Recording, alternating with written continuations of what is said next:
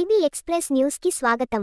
జనవరి 23వ తేదీ గురువారం నాడు సాలూరు మండల కేంద్రంలో వికలాంగుల హక్కుల జాతీయ వేదిక ఎన్పీఆర్డీ నిజామాబాద్ జిల్లా కమిటీ సాలూరు మండల కమిటీ ఆధ్వర్యంలో చలో ఢిల్లీకి సంబంధించిన వాల్ పోస్టర్లు విడుదల చేయటం జరిగింది. ఈ సందర్భంగా నిజామాబాద్ జిల్లా ప్రధాన కార్యదర్శి ఏ. శాలా గంగాధర్ మాట్లాడుతూ కేంద్ర ప్రభుత్వం వికలాంగులకు నెలకు 300 రూపాయలు మాత్రమే పెన్షన్ ఇస్తుంది.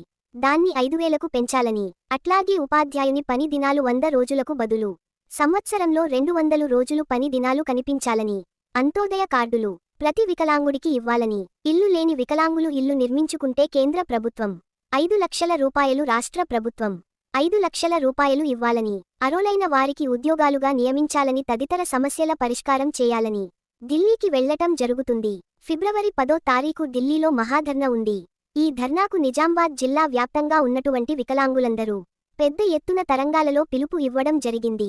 ఈ కార్యక్రమంలో సాలూరు మండల అధ్యక్షులు షేక్ నజీర్, మండల కార్యదర్శి సింగాడి లక్ష్మణ్, బోధన్ పట్టణ కార్యదర్శి శంకర్, గంపల ఉపాధ్యక్షులు సిరిగిరి దేవదాస్, దత్తు, గంగవ్వ, రామవ్వ, లక్ష్మీ, అనసూయ తదితరులు పాల్గొన్నారు. ఇట్లు ఏ. శాల గంగాధర్, వికలాంగుల హక్కుల జాతీయ వేదిక ఎన్పీఆర్డీ నిజామాబాద్ జిల్లా ప్రధాన కార్యదర్శి.